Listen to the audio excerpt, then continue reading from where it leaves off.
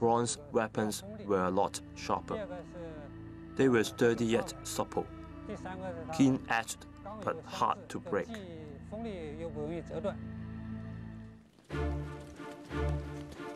The invention of bronze weapons some 4,000 years ago revolutionized warfare.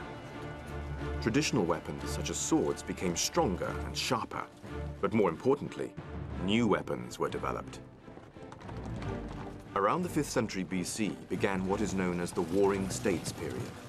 China was splintered into many small states which waged incessant war against each other. Having a well-equipped army was essential to a state's survival.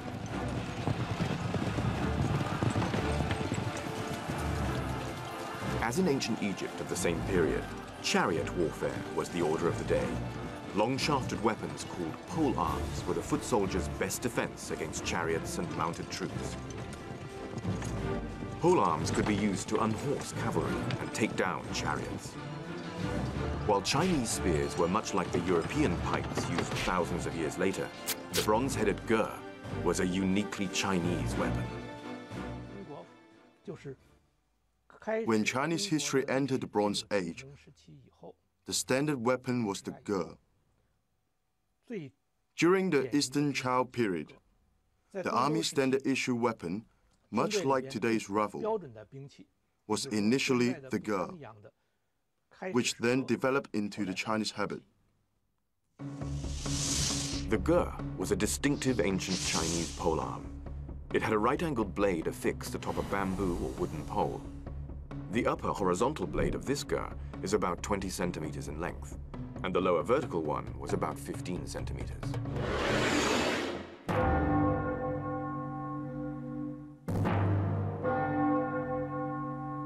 In the age of ancient warfare, the ge and the spear were stock military equipment. With its hook shape, the ge could pull down mounted soldiers. The ge's main offensive moves were hooking and stabbing. The attack would be targeted at the enemy's heart or head.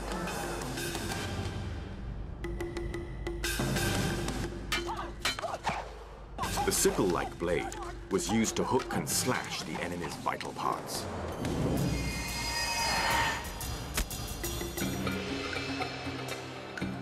The optimum angle of the blade was a great discovery for armorers.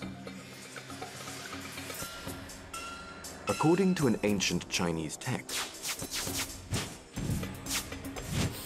if the angle between the upper and lower blades of the ge is too great, it makes it difficult to hook the enemy. If the angle is too small, it would be difficult to slash through the target. After years of refinement, the perfect design was discovered. An angle of around 100 degrees was reckoned to be the most lethal.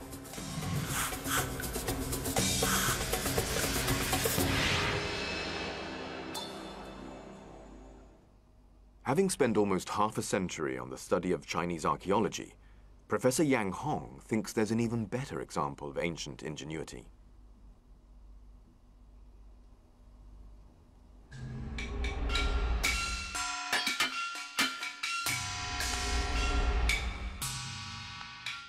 In ancient China, the ge and the spear were the soldiers' standard weapons. By cleverly uniting the sickle-shaped blade of the ge with the sharp head of the spear, armorers created a formidable new weapon, a halberd the Chinese called a ji, combining the best aspects of both weapons. It could stab and thrust, as well as hook and chop. Its effectiveness on the battlefield was like one person fighting with two weapons at the same time.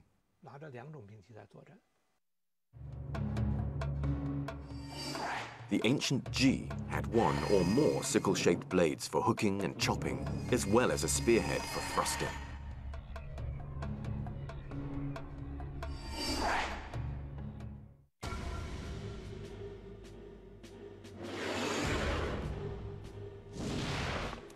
The ji was the stock battlefield weapon. Foot soldiers used it to pull down mounted troops. But mounted troops used the ji as well. It was effective against both other riders and against foot soldiers.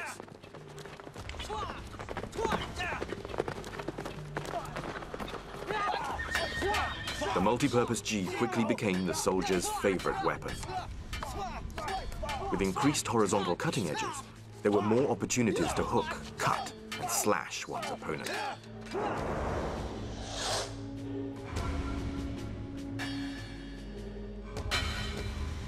As a fusion of the spear and the ge, it could utilize the spear's thrusting attack to stab straight at the enemy, while the sickle-shaped blade could hook the limbs of enemies.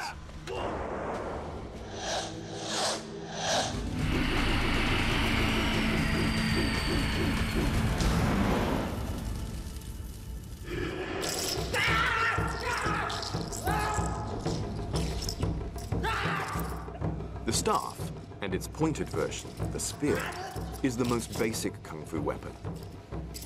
Its use requires flexibility in body movements, lightness and agility in footwork, and swiftness and steadiness in turns and somersaults. Because the staff is a two-handed weapon, it teaches balance and coordination. It is for these reasons that it is the starter weapon taught to aspiring kung fu fighters.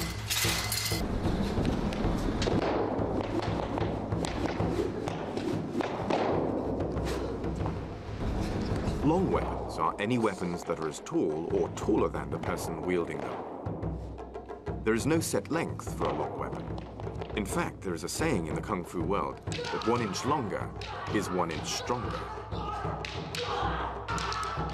Offensively, long weapons extend the range of attack. Defensively, long weapons make it difficult for opponents to approach close enough to do damage.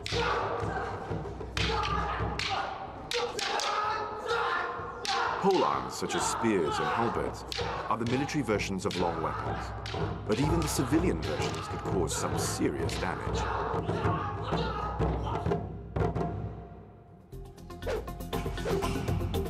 Ken Yeung from Hong Kong started learning a kung fu choreographer for 16 years. He is an expert in all kinds of exotic weaponry and killing techniques. He is wielding a long-handled saber called the Guan Dao. The heavy blade is a cross between a saber and an axe. One legendary Guan Dao weighed about 40 kilograms and was said to be able to bring down a horse.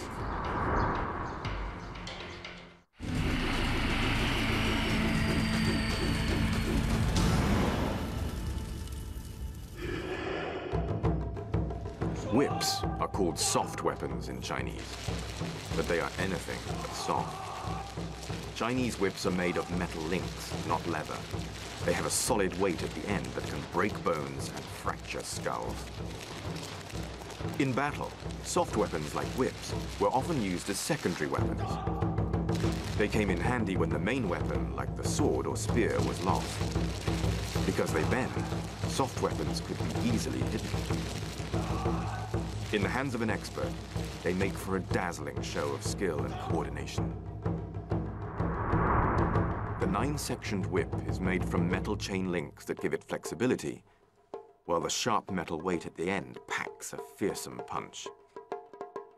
Soft weapons are among the most difficult to use. It's hard to master, and secondly, it can strike in a curve. When spun around, it interferes with the enemy's vision.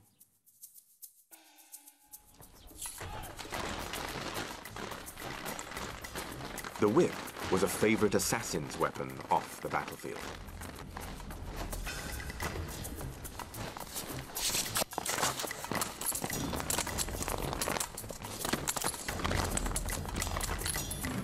The sharp weight can strike unexpectedly at an opponent's head